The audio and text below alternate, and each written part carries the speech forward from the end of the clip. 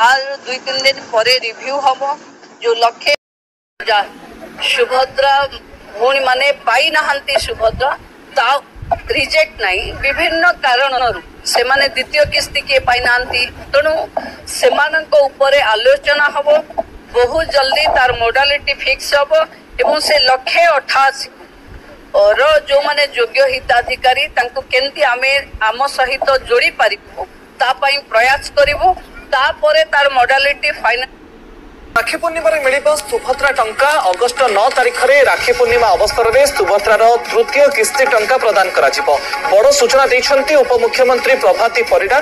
तेज जो हिताधिकारी भावे प्रथम 2टी किस्तीर टंका जो हिताधिकारी पाई नहांती सेमानंकु मध्य टंका प्रदान पाई प्रक्रिया आरंभ हेबो।